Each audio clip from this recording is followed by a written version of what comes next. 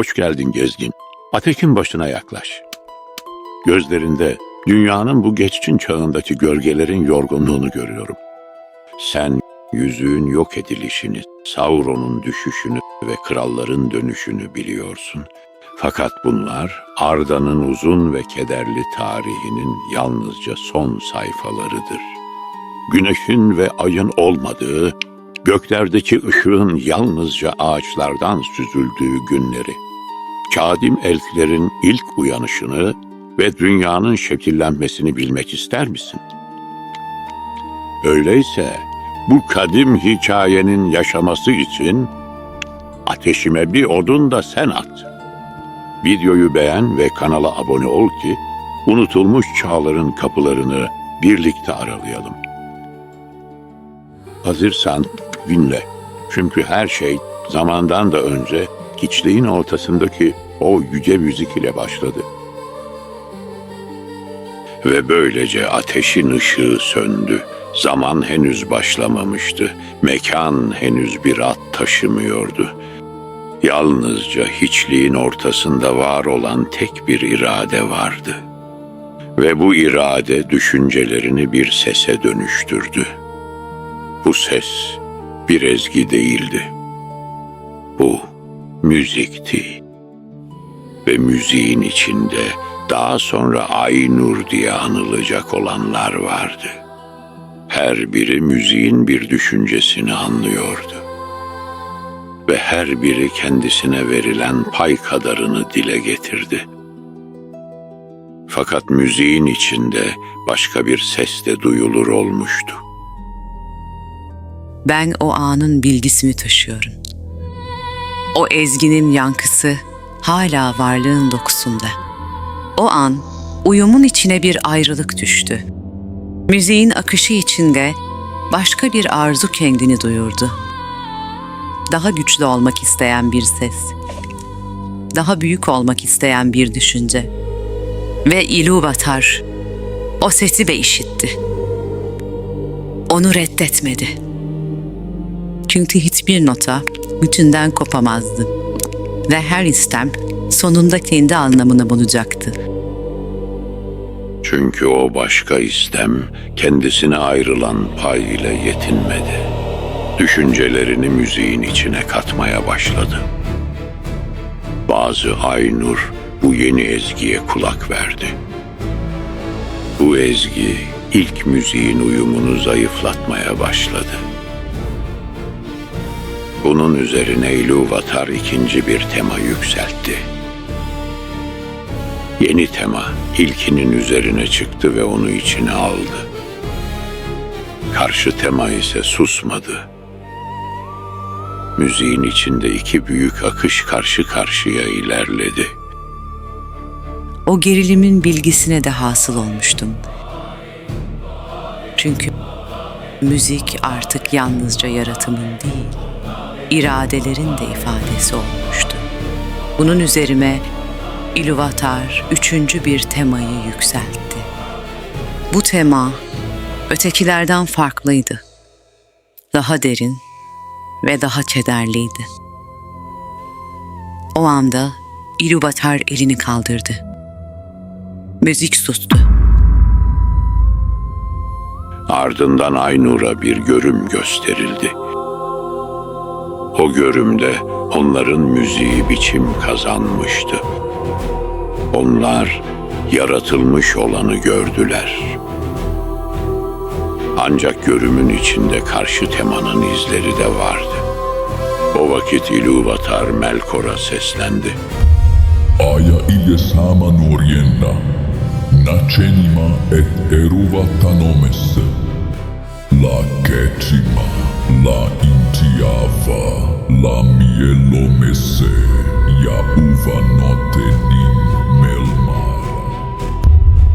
Bu sözlerin ardından Aynur sessiz kaldı. Çünkü artık müziğin yalnızca bir ezgi değil, bir dünya olacağını anlamışlardı. Ve Ilúvatar görümü sona erdirdi. Ve ardından dedi ve olan oldu. böylece E'ye var oldu. Aynur'un bir kısmı bu yeni yaratımın içine indi. Onlar Arda'nın şekillenmesine katılmak istediler. Valar 15 kişiydi. Manve ve Varda, Ulmo, Aul ve Yavanna, Orome ve Vana, Mandos ve Vaire, İrmo ve Este, Nienna, Tulkas ve Nessar ve bir zamanlar onların arasında Melkor da vardı. Onlar etten kemikten tanrılar değildi. Ilúvatar'ın düşüncesinden doğmuş kudretlerdi. Arda'ya indiklerinden ışık huzmeleri gibi biçim kazanmışlardı. Uzun, ihtişamlı, sessizce ağırlaşan bir görkemleri vardı. Diğerleri ise onların hizmetinde yer aldı ve Maiar diye bilindiler. Melkor da Arda'ya indi. Başlangıçtan itibaren Arda'yı kendi tasarısına göre biçimlendirmek istedi. Böylece Arda'nın ilk günleri hem düzen hem de yıkım ile şekillendi. Ve Arda'nın içinde en güçlü olan Manve idi. Ona Ilúvatar'ın düşüncelerine en yakın olan denirdi. Ve Melkor ile aralarında başlangıçtan beri bir karşıtlık vardı. Ulmo, suların efendisiydi. O, Arda'nın derinliklerinde dolaştı ve hiçbir zaman ondan ayrılmadı. Aule ise maddenin ustasıydı. Ve Yavanna, büyüyen her şeyin özünü taşıdı. Fakat Melkor onların işlediğini yıkmaya ve kendi iradesini dayatmaya devam etti. Ve böylece Arda'nın ilk günleri uzun bir mücadele ile geçti. Uzun zaman boyunca Melkor Arda üzerinde üstünlük kurdu. Çünkü Valar henüz düzeni tam kuramamıştı. Fakat Manve, Ulmo, Aule ve Yavanna güçlerini birleştirdi. Ve Melkor'u bir süreliğine geri çekilmek zorunda bıraktılar. Böylece Valar Arda'ya ilk düzeni getirmeye başladı. Denizler sınır buldu. Dağlar yükseldi ve yerlerini korudu. Ve gökler ilk kez daha sakin bir görünüm aldı. Fakat Arda hala karanlıktı.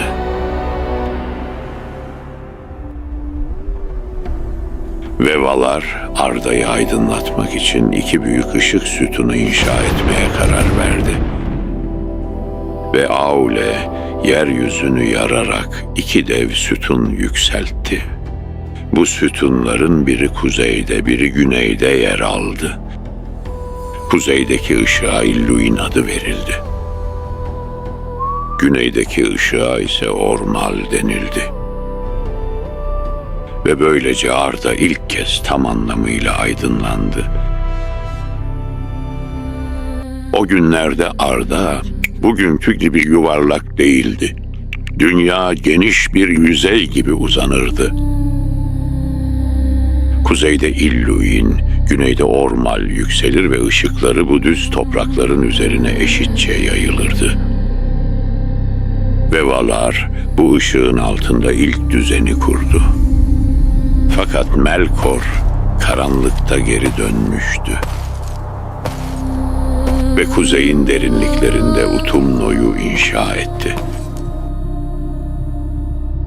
Ve baştan çıkardığı mayalardan kendi hizmetkarlarını topladı. Ruhani ve karanlık güçleri etrafında birleştirerek gücünü arttırdı. Sonra Arda'nın düzenine saldırdı. Ve lambalar sarsıldı. Önce Iluin yıkıldı. Ardından Ormal da devrildi. Arda sarsılmıştı, denizler taştı, dağlar yarıldı. Valar bu yıkım karşısında geri çekildi. Ardından batıya doğru ilerlediler. Ve orada dünyanın batı kıyısında Aman'ı kurdular. Ve dağlar yükselttiler. Onlara Pelori adı verildi. Ve dağların ardında Valinor şekillendi. Orada uzun bir süre huzurlu bir şekilde hüküm sürdüler. İşte orada Yavanna, Valinor'un ortasında iki ağaç yetiştirdi. Birinin yaprakları gümüş ışık saçıyordu. Ona Telperion denildi. Diğerinin ise çiçekleri altın ışık yayıyordu. Adı Laurel'indi. Ve onların ışığı güneş ve aydan önce Valinor'u aydınlattı. Ama onların ışığı tek bir an gibi aynı anda parlamazdı. Telperion yükselirken Laurel'in dinlenmeye çekilir. Laurel'in güçlenirken Telperion sükûna inerdi. Sadece geçiş saatlerinde gümüşle altın kısa süreliğine birbirine karışırdı. Bu yüzden Valinor'da gün ve gece keskin bir çizgi değil, iki kutsal ışığın birbirine yumuşakça devrettiği bir ritimdi. Ve o sırada Var Dağı'nın serptiği yıldızlar hala göklerdeydi. Çünkü daha güneş ve ay yokken Ilúvatar'ın çocukları uyanabilsin diye ilk ışık hatırasını göğe o işlemişti. O günlerde Orta Dünya'nın doğusunda bir göl kıyısında ilk çocuklar uyandı. Onlara Fendi denildi, yani konuşanlar. Ve yıldızların altında ilk sözler söylendi. Çünkü o zaman henüz güneş ve ay yoktu. Onların ışığı Telperion ve Laurel'inden doğmuyordu. Bunun ardından haber sonunda Valinor'a ulaştı. Ve Valar, Ilúvatar'ın çocuklarının uyandığını öğrendi. Fakat Melkor da bu uyanışı fark etmişti. Ve Orta Dünya'ya yeniden gölgeler saldı. Zaman geldiğinde Valar kuzeye doğru yürüdü. Kuzeyde büyük bir savaş patlak vermişti. Dağlar parçalanıyor, toprak yarılıp şiddetle sarsılıyordu. Utumno, Valar tarafından kuşatıldı. Kaos'un ardından sonunda Melkor yakalandı. Ona Angainor denilen zincirler vuruldu. Tutsak olarak batıya götürüldü ve Mandos'un önünde yargılandı. Ve 3 çağ boyunca hapsedildi. O günlerden sonra Orta Dünya bir süreliğine sükûnete kavuştu. Geçen zorlu günlerin ardından Valar'dan biri Orta Dünya'nın ormanlarında tek başına dolaşıyordu. Adı Orome'ydi ve bir gece yıldızların altında bir göl kıyısında onları gördü. Onlar Ilúvatar'ın ilk çocuklarıydı. Orome onları gölgelerden korudu. Ardından Valinor'a dönerek gördüklerini anlattı. Böylece Valar elfleri batıya çağırmaya karar verdi. Valar Elflere güven vermek için aralarından elçiler seçilmesini istedi. Elflerden üçü batıya giderek gördüklerini geri getirdi.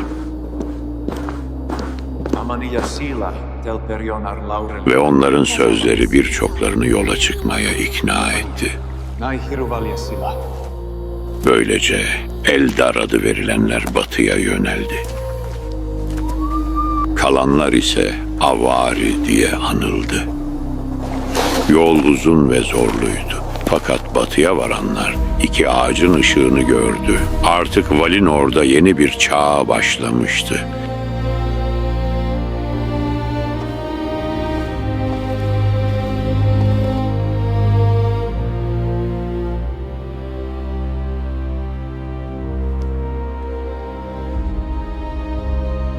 Ve böylece ilk çocuklar batıya ulaştı.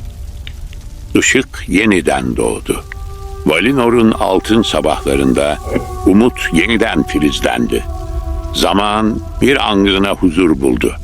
Fakat Orta Dünya henüz anlatılmamış kaderini sessizlik içinde bekliyordu. Şunu bilmelisin. Işık doğduğunda gölge de uyanır. Ve Valinor'daki huzur ne kadar parlak olursa olsun sonsuz değildi.